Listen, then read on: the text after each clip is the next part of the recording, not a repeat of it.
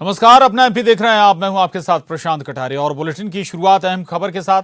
सरकार का ऑपरेशन प्राणवायु जारी है। ऑक्सीजन की प्रदेश में कमी नहीं हो, इसके लिए सरकार ने पूरी ताकत लगा दी। आज सीएम शिवराज ने टाटा सन्स के प्रमुख एन चंद्रशेखरन से फोन पर बात की।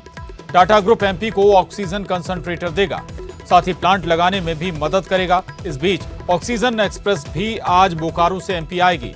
ये सागर और जबलपुर में ऑक्सीजन लेकर पहुंचेगी। तो ऑक्सीजन जुटाने के लिए हर मुमकिन कोशिशें लगातार सरकार कर रही है। इसी दिशा में, इसी मद्देनजर सीएम शिवराज ने आज टाटा सन्स के प्रमुख एन चंद्रशेखरन से बात की और इस बातचीत में उन्हें भरोसा मिला कि न केवल ऑक्सीजन कंसंट्रेटर टाटा सन्स उपलब्ध कराएगा, मुहैया कराएगा, बल्कि ऑक्सीजन प्लांट लगाने में भी टाटा सन्स मदद करेगा मध्य प्रदेश सरकार की। तो आज महत्वपूर्ण बात हुई है सीएम शिवराज और टाटा सन्स के प्रमुख एन चंद्रशेखरन के बीच। मनोज राठौर हमारे साथ जुड़ गए हैं और जानकारी के साथ। मनोज, लगातार अब ऑक्सीजन की आपूर्ति भी हो रही है, कई माध्यमों के जरिए टैंकर भी आ रहे हैं, जामनगर से टैंकर भी भरकर आ रहे हैं, दूसरी तरफ बोकारो से ऑक्सीजन एक्सप्रेस भी अब मध्य प्रदेश पहुंच रही है। और तीसरी बात मनोज, एन चंद्रशेखरन यानी कि उद्योग जगत भी अब मध्य प्रदेश के लिए हाथ आगे बढ़ा रहा है लगातार मदद के लिए। मनोज।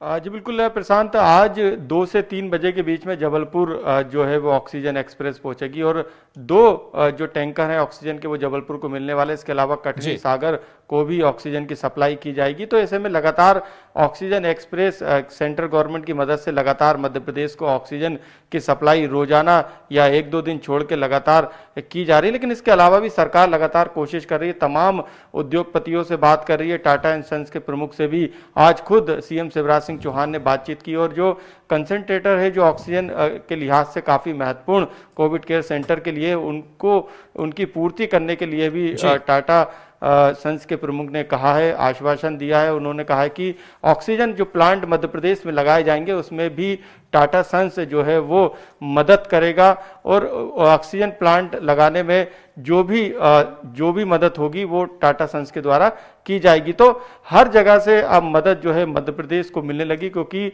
500 से ज्यादा टन जो है वो ऑक्सीजन की जरूरत मध्य प्रदेश में पड़ती, 100 से ज्यादा भोपाल में ऑक्सीजन की जरूरत है। तो ऐसे में लगातार इस पूर्ति को पूरा करने के लिए तमाम जगहों से ऑक्सीजन की पूर्ति की जा रही है। 7 जिलों में जो है इस समय ऑक्सीजन के प्लांट शुरू कर दिए गए हैं। इसके अलावा बीना रिफाइनरी से भी करीब 90 टन ऑक्सीजन वहां से भी मध्य प्रदेश को मिलेगी। इसके अलावा 1000 बेड का ऑक्सीजन युक्त जो है वहां पे अस्पताल जल्द ही शुरू होने वाला है। तो तमाम जो कोशिशें हैं सरकार की वो अब जमीनी स्तर पर नजर आने लगी हैं। बिल्कुल, एक लिहाज से महत्वपूर्ण भी है मनोज कि अब अपने ऑक्सीजन प्लांट भी लगातार मध्य प्रदेश सरकार लगा रही है। कुछ प्लांट शुरू भी हो गए हैं। हमेशा बाहर से आपूर्ति पर भरोसे हमें नहीं रहना होगा। दूसरी बात यह भी है कि अभी आने वाले कुछ और दिनों तक लगातार ऑक्सीजन की डिमांड बढ़ेगी, यानी कि आपूर्ति तो बढ़ रही है लेकिन डिमांड भी लगातार बढ़ेगी। उसकी तैयारियां अभी से करनी होगी मनोज। आज बिल्कुल, क्योंकि जिस तरीके से पहले 4 दिन पहले जिस ऑक्सीजन की जरूरत, जितनी ऑक्सीजन की जरूरत थी उसकी पूर्ति करने का काम सरकार ने किया था, लेकिन लगातार कुछ ही घंटों की ऑक्सीजन जो है वो अस्पतालों में रहती है। इसलिए सरकार ने निर्देश दे दिए कि करीब 6 घंटे पहले जिला प्रशासन को इसकी सूचना दे कि ऑक्सीजन वहां पर नहीं है। तो लगातार इस तरीके का एक सेटअप अब पूरे मध्य प्रदेश में प्रशासन डेवलप होता जा रहा है, ताकि ऑक्सीजन की सप्लाई और जो पूर्ति है वो मध्य प्रदेश सरकार लगातार दूसरे राज्यों से केंद्र की मदद से मध्य प्रदेश में कर रही है। लेकिन अस्पतालों की जो चेन है, जहां तक ऑक्सीजन की पूर्ति की जानी है, वहां की व्यवस्था को भी दुरुस्त करने का काम सरकार ने किया। हालांकि अभी भी कई दिक्कत अस्पतालों में है, चाहे स्वास्थ्य सुविधा के लिहाज से हो या बेड की कमी के लिहाज से हो। तो सरकार कोशिश यही कर रही है, क्योंकि ये लंबा चलेगा और यही कारण है कि कोरोना की चेन को तोड़ने के लिए कर्फ्यू के अलावा भी जो है अंतर्राज्यीय सीमाओं को सील करने का काम भी सरकार के द्वारा किया जा रहा है। लंबी लड़ाई की है और उसी अंदाज में ये तैयारियां हो रही हैं, प्रिपरेशंस हो रही हैं, व्यवस्थाएं दुरुस्त की जा रही हैं। बहुत शुक्रिया मनोज आपका इस पूरी जानकारी के लिए। और अब मुरैना जिले से अच्छी और राहत भरी खबर। जिले में अब ऑक्सीजन की कमी से कोरोना संक्रमित मरीजों की सांसें नहीं रुकेंगी। जिला चिकित्सालय में अब ऑक्सीजन प्लांट स्थापित किया जा रहा है। यह प्लांट 2 दिन बाद अपना उत्पादन शुरू कर देगा। इस प्लांट में प्रति मिनट 600 लीटर ऑक्सीजन का उत्पादन होगा, जिससे ऑक्सीजन की सप्लाई वार्डों में की जाएगी। यह प्लांट लगभग 1 करोड़ रुपए की लागत से बनकर तैयार हो चुका है। जिला अस्पताल में ऑक्सीजन प्लांट को दिल्ली की एबस्टम टेक्नो कंपनी लगा रही है। इंजीनियर दिन रात काम में लगे हुए हैं।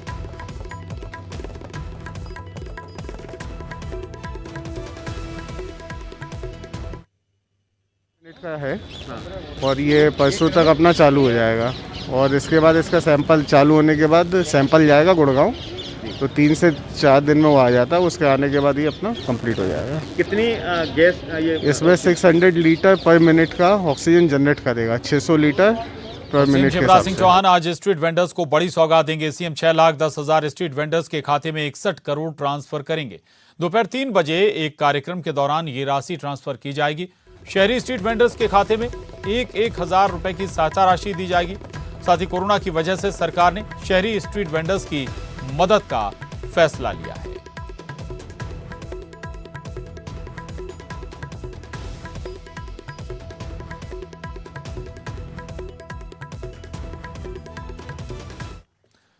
और उधर टीकमगढ़ में 8 मई तक कोरोना कर्फ्यू बढ़ा दिया गया है। कोरोना के बढ़ते मामलों के चलते प्रशासन ने फैसला लिया है। यात्री परिवहन पर भी रोक लगाई गई है। हालांकि मरीजों को परिवहन की तमाम सुविधाएं मुहैया रहेंगी, यानी कि मरीजों को किसी तरह की कोई दिक्कत ना हो, परेशानी ना हो, इस लिहाज से मरीजों के लिए यातायात व्यवस्थाएं दुरुस्त रहेंगी। लेकिन जो यात्री परिवहन है उस पर रोक लगा दी गई है। 8 मई तक के लिए कोरोना कर्फ्यू और बढ़ा दिया गया है, चूंकि टीकमगढ़ में भी लगातार संक्रमण के मामले बढ़ रहे थे। कोरोना के लगातार मामले सामने आ रहे हैं।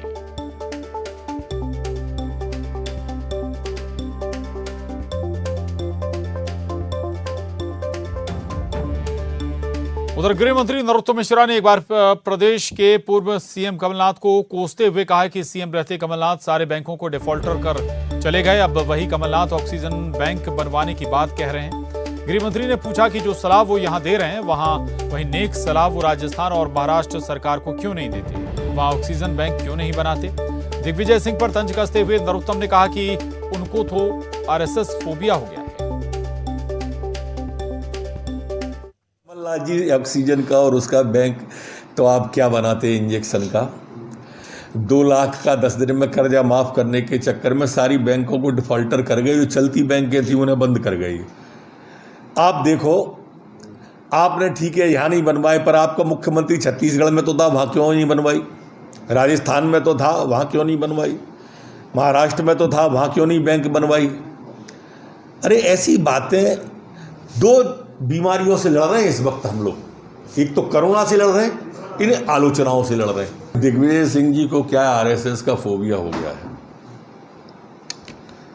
मैं उनसे निवेदन करता हूं, भोपाल में ही गांधीनगर, शिवाजी नगर, कोटरा, सुल्तानाबाद सेवा भारती के जो शिविर चल रहे हैं, किसी में एक में चले जाएं। खैर, मैं उन्हें सफाई नहीं दे रहा, पर सवाल जरूर पूछ रहा हूं। वो जिस समाज के पैरोकार हैं, उस समाज ने पूरे देश में कहीं कोई कोरोना के सेवा का केंद्र चलाया हो तो उसका उधर प्रदेश के चिकित्सा शिक्षा मंत्री विश्वास सारंग ने भोपाल कलेक्टर को पत्र लिखकर कहा कि उनकी जितनी भी विधायक निधि है उसका इस्तेमाल कोरोना पीड़ितों की मदद के लिए किया जाए।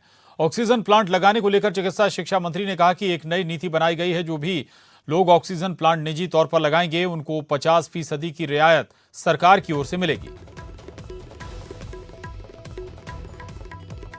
भोपाल में मैंने भोपाल कलेक्टर को लिखा है कि मेरी जितनी भी विधायक निधि है वो कोरोना संकट के उपाय के लिए जहां भी खर्च करना हो उसको खर्च कीजिए। मैंने पूरी विधायक निधि अपनी दे दी जी। हमने पॉलिसी बनाई है कि यदि कोई निजी स्तर पर ऑक्सीजन प्लांट लगाता है तो उसको 50% की सब्सिडी दी जाएगी और भी बहुत सारी रियायतें दी जाएंगी, जिससे कि हमारे यहाँ ज़्यादा से ज़्यादा ऑक्सीजन का जनरेशन हो।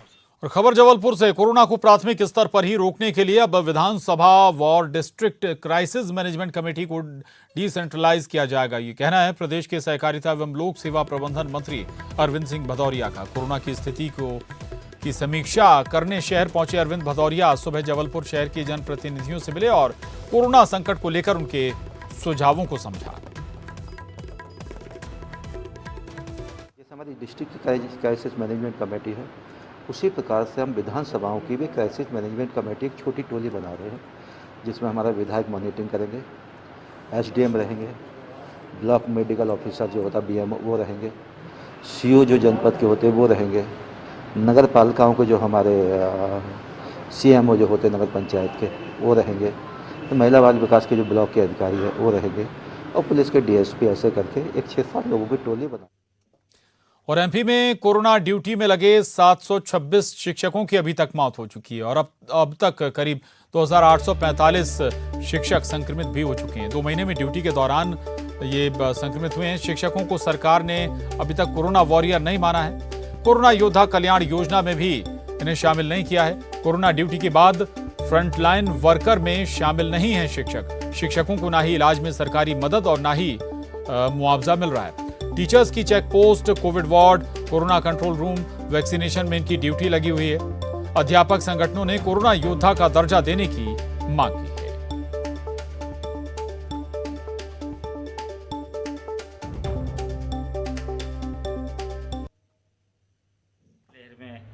पूरे प्रदेश में लगभग हजारों शिक्षक का निधन हो गया है और मध्य प्रदेश शासन स्कूल शिक्षा विभाग ने अभी तक इन्हें कोरोना योद्धा या फ्रंट लाइन वर्कर स्वीकार नहीं किया है। अतः मध्य प्रदेश शासन स्कूल शिक्षा विभाग प्रमुख सचिव माननीय मुख्यमंत्री जी, माननीय शिक्षा मंत्री जी से अनुरोध है कि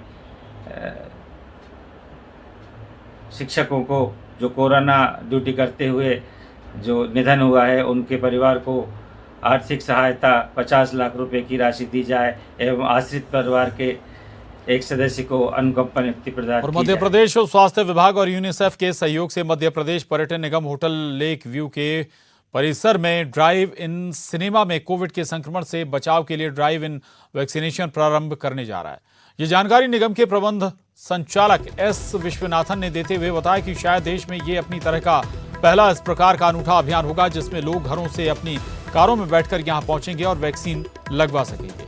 इस तरह के अनूठे प्रयोग में लोग अपनी गाड़ी में बैठे बैठे ही टीका लगवाएं, जिससे उनको किसी भी तरह की कोई परेशानी नहीं होगी और वो भीड़ भाड़ वाले तनाव भरे माहौल से जाने से भी बच जाएंगे। जो लोग इस तरह का अनुभव लेंगे वो बाकी लोगों को भी इस तरह के वैक्सीनेशन ड्राइव के लिए मोटिवेट करेंगे।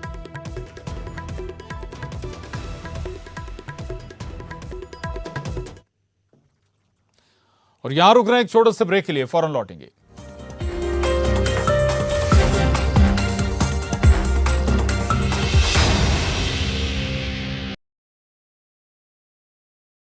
को समझा रहे हैं, बड़े बड़े लोग वीडियो बना रहे हैं।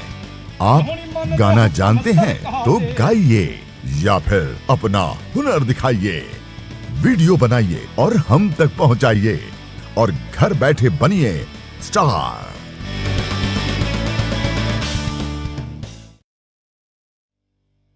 न्यूज 18 इंडिया आपका पसंदीदा नेशनल न्यूज चैनल उपलब्ध है टाटा स्काई के चैनल नंबर 519 और एयरटेल के चैनल नंबर 318 पर।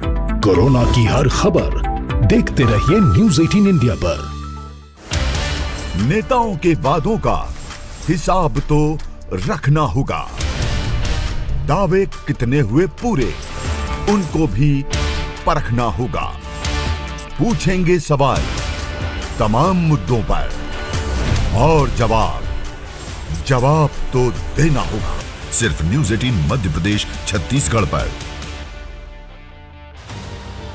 प्रदेश के हर शहर, हर गांव, हर कस्बे की खबर तेजी से और कोरोना से छिड़ी प्रदेश की जंग की हर अपडेट रिपोर्ट सुपरफास्ट छत्तीसगढ़ में।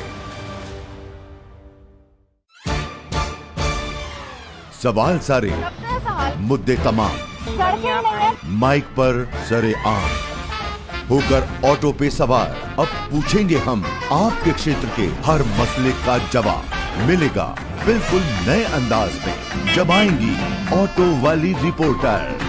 सोमवार से बुधवार दोपहर 3:26 पर सिर्फ न्यूज 18 मध्य प्रदेश छत्तीसगढ़ पर। ये उपचुनाव नहीं, रोमांचक खेल है। इस मैच में आरोपों की रेलम पेल है, पराए हुए अपने। और ब्रेक के बाद अगली खबर का रुख करें। ग्वालियर से बड़ी खबर है, मेडिकल रिप्रेजेंटेटिव पर रासुका लगा दी गई है। नकली रेमडेसिविर बेचते पकड़ा गया है। एक मेडिकल रिप्रेजेंटेटिव 16,000 रुपए में बेच रहा था ये नकली रेमडेसिविर। मरीज के परिजन को इसने इंजेक्शन बेचा था। खाली वॉयल में नॉर्मल सलाइन भरकर बेच रहा था ये वैक्सीन। बहुड़ापुर से पकड़ा गया था आरोपी। रासुका लगाने का पहला मामला दर्ज हुआ है। तो ये बड़ी खबर ग्वालियर से है, जहां मेडिकल रिप्रेजेंटेटिव पर रासुका लगाई गई है। नकली रेमडेसिविर बेचते हुए इसे पकड़ा गया था। 16,000 रुपए में ये नकली रेमडेसिविर इंजेक्शन बेच रहा था। मरीज के परिजन को इसने ये नकली रेमडेसिविर इंजेक्शन बेचा था। दरअसल खाली वॉयल में नॉर्मल सलाइन भरकर बेचा जाता था।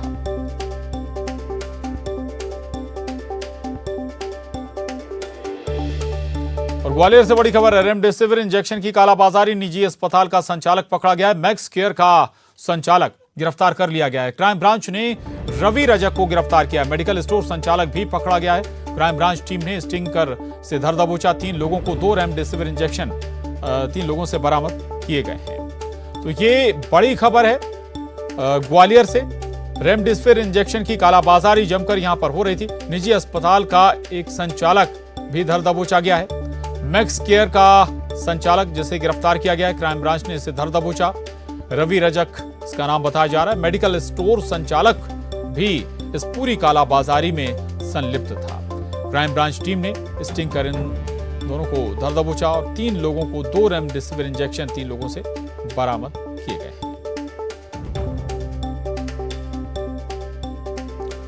उधर देवास में कोरोना कर्फ्यू लगा है, बावजूद इसके वाहन चालक बड़ी संख्या में सड़कों पर निकल रहे हैं। पुलिस लगातार सख्ती भी बरत रही है, लोगों को समझा रही है, लेकिन लोग मानने को तैयार नहीं। जिसके बाद अब पुलिस ने नियम तोड़ने वालों को सबक सिखाना शुरू कर दिया है। इसी कड़ी में कोतवाली थाना इलाके के सयाजी गेट पर तफरी करते लोगों को पुलिस ने जमकर उठक बैठक भी लगवाई।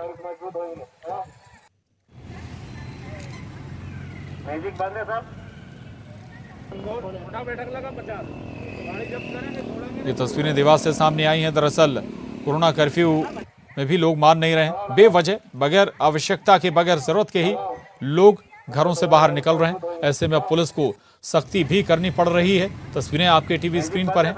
लोगों से उठक बैठक भी लगवाते हुए नजर आ रहे हैं पुलिसकर्मी।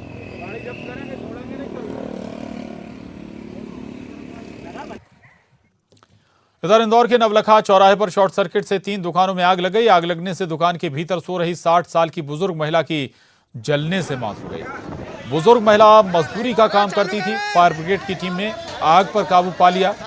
आग लगने से लाखों के नुकसान की आशंका भी जताई गई है। इंदौर का ये मामला है, जहां 3 दुकानें आग की चपेट में आ गई। शॉर्ट सर्किट इसके पीछे वजह बताई जा रही है और इस आग से एक 60 वर्षीय वृद्ध महिला की भी जलकर मौत हो गई।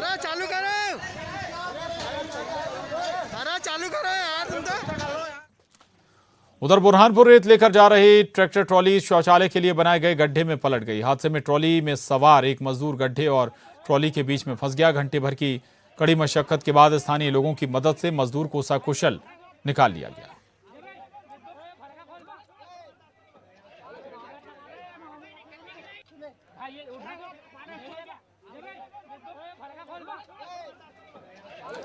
शिवपुर में लोडिंग वाहन की टक्कर बाइक से हो गई, जिसके बाद बाइक सवार लोगों ने लोडिंग वाहन के ड्राइवर को जमकर पीट दिया। मौके पर मौजूद पुलिस का जवान ड्राइवर को बचाने की कोशिश करता रहा, लेकिन लोग नहीं माने और ड्राइवर को पीटते रहे। पिटाई का अब ये वीडियो तेजी से सोशल मीडिया पर वायरल हो रहा है।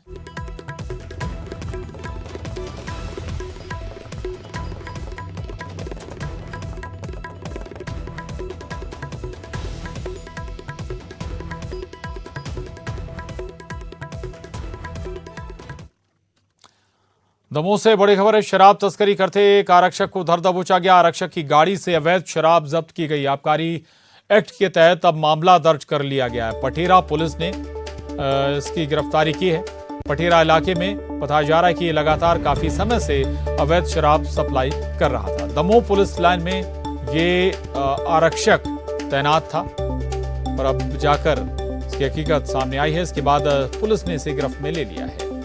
तो अवैध शराब की तस्करी में लिप्त था आरक्षक। पटेरा पुलिस ने इसे गिरफ्तार कर लिया है।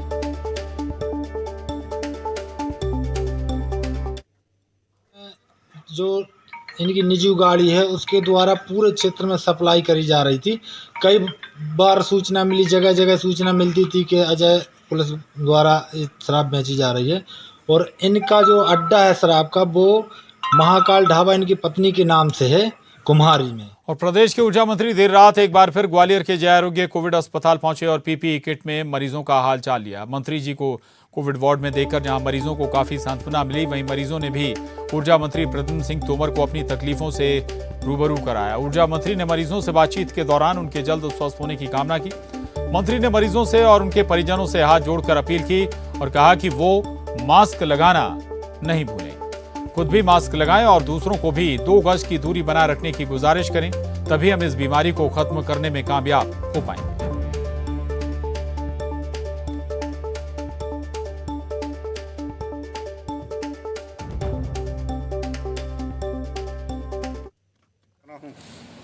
उन वार्ड बॉय को प्रणाम कर रहा हूँ कि जो 8 घंटे किट पहन के कैसे रहते हैं। मेरी 2 घंटे अगर मैंने किट पहनी तो मेरे कपड़े देख रहे हो सारे गीले पसीने से भीगे।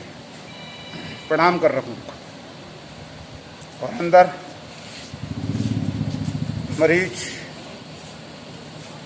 भगवान उनको ताकत दे और वो स्वस्थ। मैं लोगों से फिर अनुरोध कर रहा है ये सेवक, दिल की आवाज़ है, मास्क लगाओ दोस्तों, 2 गज की दूरी रखो, इस कड़ी को रोको, नहीं इस महामारी में कई अपने प्रियों को हम खो देंगे अगर उनको प्यार इसमें।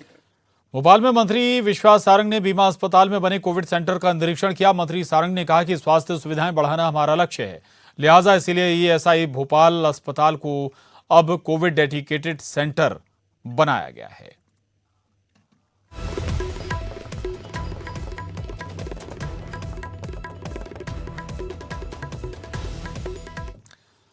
और दिल्ली से खबर है, सुप्रीम कोर्ट में कोरोना पर सुनवाई। सुप्रीम कोर्ट ने कोरोना पर जानकारी मांगी है। केंद्र सरकार से कोरोना पर जानकारी मांगी गई है और सुप्रीम कोर्ट ने कहा कि नए डॉक्टरों को क्यों नहीं लगाया जाता है। कोरोना पर केंद्र ने सुप्रीम कोर्ट में हलफनामा भी दाखिल किया है। तो कोरोना पर दाखिल याचिकाओं पर आज सुप्रीम कोर्ट सुनवाई कर रहा है। सुप्रीम कोर्ट ने कोरोना पर केंद्र से जानकारी भी मांगी है। सुप्रीम कोर्ट ने यह भी कहा कि नए डॉक्टरों को आखिर क्यों नहीं लगाया जाता ड्यूटी पर। तो ये बड़ी खबर है, नए डॉक्टरों को क्यों नहीं लगाया जाता, सरकार से पूछा है सुप्रीम कोर्ट ने। कोरोना पर आज सुप्रीम कोर्ट सुनवाई कर रहा है। और एक और बड़ी खबर, सुप्रीम कोर्ट का अहम आदेश है। सोशल मीडिया पर पोस्ट को लेकर आदेश, कमी बताने वाले पोस्ट पर नहीं होगी कार्रवाई। सुप्रीम कोर्ट का केंद्र, राज्यों और डीजीपी को आदेश, ऑक्सीजन, बेड, दवाओं की पोस्ट पर नहीं होगी कार्रवाई। तो ये सुप्रीम कोर्ट का अहम आदेश है। सोशल मीडिया पर पोस्ट को लेकर यह आदेश सुप्रीम कोर्ट ने दिया है। कमी बताने वाले पोस्ट पर कार्रवाई नहीं होगी।